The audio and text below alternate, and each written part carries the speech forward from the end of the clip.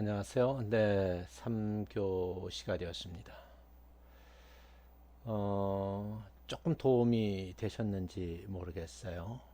제가 제일 관심이 많은 분야가 노인복지론하고 가족복지론, 가정생활 교육, 그리고 사회복지조사론 이런 과목들을 좋아하거든요. 오늘은 이제 여러분들하고 이제 세 번째 시간인데 좀 순서를 따라가서 설명을 좀 하도록 하겠습니다. 자, 실천가들이 반드시 갖춰야 할 자질이 있다. 세 가지를 우선 선정했는데 그 내용들을 한번 살펴보면 일단 사회복지 현장에서 활동하는 분들은 첫째가 긍정적인 힘을 가지고 있어야 된다. 그리고 사람에 대한 기본적인 애정이 있으셔야 돼요. 예를 든다면 노인을 좋아하시는 분이야 노인복지 분야에서 일을 할 수가 있고요. 아이들을 좋아해야 아동복지 분야에서 일을 할 수가 있는 거예요. 남다르게 장애인들을 사랑하고 그들과 함께하기 원하는 분들이 장애인 복지 쪽에서 일할 수 있는 거죠. 그 다음에 이제 자기 분석과 자기 성찰이 있으셔야 된다는 것이고, 오프라인 수업에서 여러분이 이 강의를 들었었는데 명확한 자기 철학이 있어야 된다는 거예요.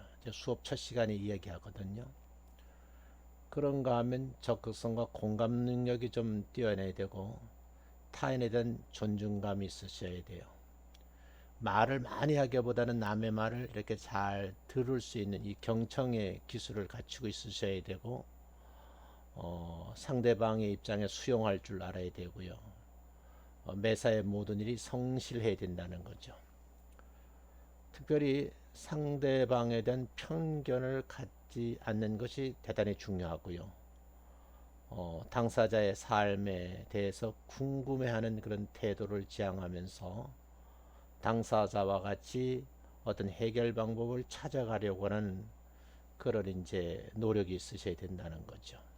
그러면서 내담자에 대한 넓은 마음으로 바라보고 이해할 수 있어야 된다는 것이고, 거기에 대한 믿음과 지지를 해줘야 되고, 당사자에 대한 다양성, 이 개별성을 인정해주는 기본적인 것을 우선 이제 갖추어야 된다. 이렇게 말씀을 드릴 수가 있어요. 그러면 가족복지 실천가의 주요 태도는 어떤 것이고 어떤 지식과 기술을 가지고 있어야 되는가, 이 부분인데요. 사례의 내용과 특성에 따라서 다양한 지식과 다양한 기술이 있으셔야 돼요. 그래서 지역사회 가족 현황과 가족복지 사업에 대한 지적 통찰력을 가지고 있으셔야 돼요. 그러니까 인사이트라고 그러거든요. 들여다볼 수 있는 어떤 눈이 있으셔야 돼요. 본인이 속해 있는 지역사회 내의 그 가정들 관심이 있으셔야 되고요. 또 가정의 인구 규모라든지 특성, 이게 패밀리 라이프 사이클이라고 그러거든요. 가족 생활 주기상의 분포, 그 시기에 따라서 발달 과업을 수행 시에 경험하는 가족들이 겪는 문제, 그런가 하면 이웃과 지역사회의 교류를 하는데 어느 정도 수준인지, 이런 이제 내용들을 파악을 하고 이런 내용들을 숙지하고 있으셔야 된다. 이제 그런 얘기죠. 그런 측면에서 여러분들이 이제 해야 될 일이 많은 거예요. 그러면 지역사회 가족 현황과 가족복지 사업의 지적 통찰 능력에 대해 먼저 살펴보면, 가족복지 실천가, 이제 건강 가정 전문가들은 스스로 질문해 봐야 할 내용들이 있어요. 그러니까 관심이 있으셔야 돼요. 지역 내 일반 인구 및 가족 관련 통계적 수치는 어떠한가? 또 지역 내 가족의 구조는 어떤 양상으로 파악을 하고 있는가? 지역 내 가족의 구성은 가족 생활 주기별 어떤 특징을 보이고 있는가? 또 어떤 발달 과업을 수행하는 데서 어려움을 겪는 것은 어떤 것들이 있는지, 또 지역 내의 가족들과 이웃들의 상호 교류는 어떻게 하고 있는지, 기본적으로 여러분들이 이에 대한 어떤 지적인 통찰 능력을 가지고 있으셔야 된다. 그런 본인이 속해 있는 자기가 근무하고 있는 기관이 어떤 곳이고 지금 지역사회에서 어떤 역할과 기능을 하고 있고 또 연간 및 중장기적 관점의 중점 사업이 어떤 것이 있는데 그것을 내가 지금 숙지를 하고 있어야 되고 거기에 대한 효과성, 효율성을 늘 검증하고 평가하고 살펴보아야 된다. 이제 그런 얘기죠. 그래서 가족복지실천가가 속한 기관이 더 나은 그런 사업으로 가족을 돕기 위해서 협력할 수 있는 지역 자원은 어떤 것이 있는지, 무엇이 있는지 늘 파악을 해야 되고요. 또 지역에 비슷한 기관끼리 중복 사업이나 서비스가 있는지 알아보고 중복 사업이나 서비스는 좀 지양해야 되겠죠. 그래서 지역사회 가족 문제를 효과적으로 효율적으로 해결할 수 있는 지원 연계 체제 역할 분담을 이제 같이 도모하셔야 된다. 그런 얘기죠. 그런가 하면요, 이런 이제 우리가 사회복지 사업가들이 또 상담사 또는 사회복지사들이 지방자치단체와 정부의 가족 정책 기반은 가족 사업을 해야 되는데 정부로부터 내려오는 이 정책에 기반한 이 사업을 할 수 있는 능력이 있는지도 이렇게 기본적으로 알고 계셔야 돼요. 능력도 없으면서 그 일을 한다. 그럼 서로가 마이너스 되는 거죠. 그래서 속해 있는 지방자치단체의 가족복지에 관한 중장기 비전이라든지 정책 방향을 먼저 파악을 해야 된다는 얘기고요. 본인이 속한 그 기관의 올해 또는 중장기적 관점에서 중점 사업과도 어떤 관련이 있는지, 그래서 가족복지의 성장과 발전을 위한 기초 작업을 늘 이렇게 하셔야 된다. 가족복지 실천가들은요, 가족과 관련하여 지역사회 내의 특정 주제의 사업과 프로그램을 담당하는 분들인데, 그래서 일을 하더라도 어떤 정책적 틀 안에서 이루어지는 업무들인지, 그리고 각각의 유기적인 관계는 어떤 방향으로 흘러가고 있는지, 이거를 주기적으로 점검을 하셔야 된다는 거예요. 제가 이제 영상 강의를 준비하면서 조금 이제 여러분들에게 미안한 점이 있는 것만 뭐냐면, 제가 사이버 대학에 오래 있었음에도 불구하고 정말 이렇게 5, 6주간 이런 비대면 강의가 이루어질 줄 몰랐어요. 미리 예측을 못한 거죠. 물론 코로나 19 바이러스라는 이 중국으로부터 날라온 문제가 세계에 이렇게 큰 영향을 미치리라고는 생각을 못했고, 심지어는 우리보다 훨씬 어떤 측면에서 보면 의료 기반 시설이라든지 의술이 학문적 진보가 세계 탑으로 가는 그런 나라들, 예를 든다고 뭐 미국 같은 나라, 뭐 영국, 이태리, 뭐 이런 이제 북반구 쪽에 있는 북유럽이나 뭐 서유럽 쪽 이런 쪽에는요, 아주 뭐 세계적인 의학의 수준이 상당하잖아요. 그런데 여러분, 하루에 막 이것이 700명씩 죽어나가고 1만 4천 명 중 영국을 보면서 이렇게 큰 파장을 일으킬지는 상상을 못한 거죠. 만약에 이런 상황이 벌어졌던 것을 조금 예측을 했다라고 하면 제가 아마 지금 이제 여러분 보면은 이제 페이지 수도 뭐 이런 강의 내용도 조금 더 난이도도 끌어올리고 여러분의 피드백도 하고 이런 작업을 했을 텐데, 뭐 2주만 하면 되겠지. 연장하니까 뭐 4주 정도만 하면 되겠지. 이런 것이 하다 보니까 혹시 이 PPT 파일 자료도 좀 충실하지 못하지 않았는가, 그런 면에서 미안하게 생각을 해요. 어찌됐든 제가 가지고 있는 자료를 통해서 나름대로 최선을 다하고 있는데 여러분에게 좀 도움이 됐으면 좋겠다, 그런 생각을 합니다. 그 다음 이제 전문 사례 관리자들이 제시한 클라이언트 및 지역사회 관계를 설정을 할 때에 필요한 추가적인 내용들이 있다. 거기서 보니까 가족복지 실천과 클라이언트의 관계예요.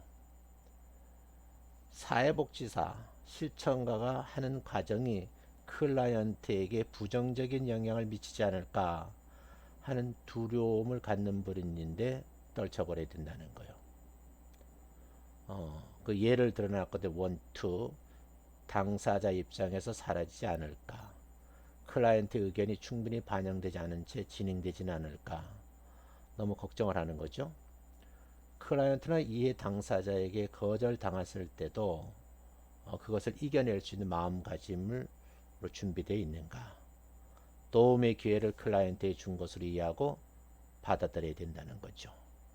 또 묻고 답하고, 또 상대방을 존중하고 감사하고, 그리고 늘 상냥한 모습으로 인사하는 자세를 클라이언트와 이해 당사자들에게 보여줘야 된다. 사람과 사람 사이의 관계에 대한 존중이 그 밑바탕에 있어야 된다. 또 어떤 일을 하다 보면 성취하는 일이고 성공하는 일은 경험담을 자주 나누고 또 피드백을 해야 된다는 거죠. 클라이언트에 대한 의구심과 편견을 낮추는 노력이 늘 있으셔야 되고, 경우에 따라서는 클라이언트에게 사례 관리 개념을 쉽게 이해할 수 있도록 전략적으로 간단히 정리하는 그런 능력도 가지고 계셔야 된다, 이렇게 보는 거예요.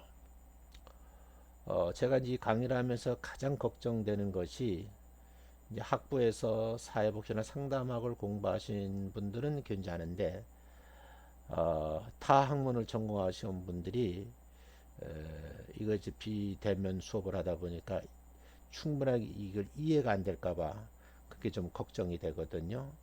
어찌됐든 간에 여러분들은 이 동영상의 장점은 반복해 볼 수 있다는 거예요. 여러분들이 그렇게 하셨으면 좋겠다 하는 생각이 들어요. 그 다음 이제 지역사회 관계예요. 지역의 특색을 파악을 해야 되고, 지역에서 일어나고 있는 일들을 늘 숙지하면서 어떤 상황을 속에서 표출되는 문제들을 공감할 수 있어야 된다. 준사례 관리자 역할을 해줄 수 있는 지역사회 통반장이라든지 협의체 등과 긴밀한 교류가 필요를 한 거죠. 또 다양한 사람들과 눈높이를 맞추는 그런 자세도 필요하고, 거기에 필요한 언어 기술, 몸가짐, 이런 것이 필요한 거예요. 제가 이제 학생들하고 가양노인복지관에 가서 이제 실습을 할 때에 저는 어르신들하고 잘 놀거든요. 그러니까 학생이 그래요. 어떻게 교수님은 어르신하고 잘 노느냐고. 그것도 기술인 거예요. 클라이언트 및 주민에게 지역사회를 배우려는 자세를 가지고 때로는 마음 상하지 않는 그런 이제 공감 능력을 가지시고, 그들하고 이제 피드백을 해서 질문도 하시고 답도 하시고 그러셔야 돼요. 평소에 지역사회에 오래 거주하시고 지역 역사와 문화 등에 대해서 많이 알고 계신 어르신들과 긴밀한 관계를 유지하면서 지역 정보를 얻어내기도 하고, 또 그러면서 이제 역사 전통하는 지식 쪽으로 파악하는 것도 그것도 중요하겠지만, 더 중요한 지역에 대한 공감대를 공유하는 것이 굉장히 중요하다. 주민들을 만나거나 비공식적 자원을 연결할 때 사전 동의를 얻으셔야 되고, 반드시 재확인하는 이 과정을 거치셔야 된다 하는 것도 꼭 말씀드리고 싶어요. 그래서 오늘 이제 3교시 때는 여러분들하고 이렇게 이제 세 가지 문제를 가지고 좀 토론했으면 해요. 제 메일 주소를 좀 기억하시고요. 여러분 이제 단톡방에서 우리가 살고 있는 이 현대 사회에서 가족들이 당면하고 있는 그런 문제들은 어떤 것인지 그 유형별로 좀 나누어서 한번 여러분 석사 과정을 공부하셨던 분들끼리 토론을 좀 했으면 좋겠어요. 그래서 지금 박사 과정에 계신 분들도 지금 이 강의를 같이 듣고 있거든요. 그런데 여러분은 이제 박사 과정 강의를 조금 더 어려울 거예요. 그러나 이제 여러분들 만약 그것이 불편하시면 여러분들끼리 이제 단톡방을 만들어 저를 초대해서 요 내용을 좀 피드백했으면 좋겠다. 그리고 가족복지 실천 방법별 차이들이 있는데 그 내용을 한번 탐색을 해보시고요. 가족 사정에 대한 방법론을 우리가 배웠잖아요. 그래서 그거를 자신의 가족, 여러분의 가족에 적용하고 분석을 해서 그 내용을 문서로 작성을 하셔서 과제는 아니에요. 그러니까 이제 간단하게 이렇게 정리를 하셔서 교수님 메일로 보내주시면 성적에 참고하겠다. 너무 어렵게 생각하지 마시고 정 모르시면 이제 인터넷에 있는 자료들을 보시고 내용만 이렇게 바꾸세요. 그래서 일단 남의 가정 이야기 좀 많이 보셔야 돼요. 그런 걸 여러분 충분히 숙지하시고 요 문제 세 가지를 한번 풀으셔서 좀 답을 다시고 또 거기에 관련된 이제 같은 이제 대학원생들이니까 서로 한번 피드백을 하셨으면 좋겠다. 혹시 또 교수님 나는 절대 못해요. 뭐 그럼 어쩔 수는 없겠지만 그러나 대학원생이니까 지금 여러분들도 결혼하신 분들도 계시니까 여러분 가정에 일어난 일을 한번 이렇게 나눠보는 것도 굉장히 좋겠다. 물론 이제 어떤 특수한 사정이 있는 분들은 조금 이렇게 각색을 하셔서 그렇게 표출을 하시는 것도 좋은 방법이겠죠. 그래서 이 부분은요, 제가 이제 면대면 수업이 되면 가족 관계를 어떻게 회복하는지, 그래서 한국의 중년 여성들이 우울증과 관련돼서 어떻게 해결하는지 가족 치료 사례를 한 세네 분을 들고 이러면서 자세하게 여러 유인물을 나눠주고 수업을 할 예정이거든요. 그래서 제가 지금 현재 한 18분 동안 강의를 했는데 나머지 그 시간은 여러분들하고 피드백을 하는 그런 시간으로 남겨두고 수업을 마치려고 합니다.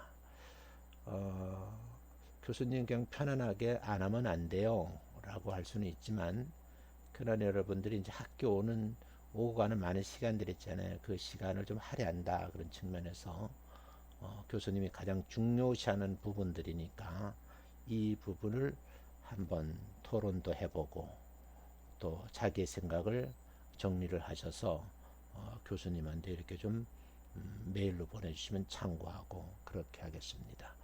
자, 수고하셨고요. 또 다음 차수에서 건강한 모습으로 뵙도록 하겠습니다. 감사합니다.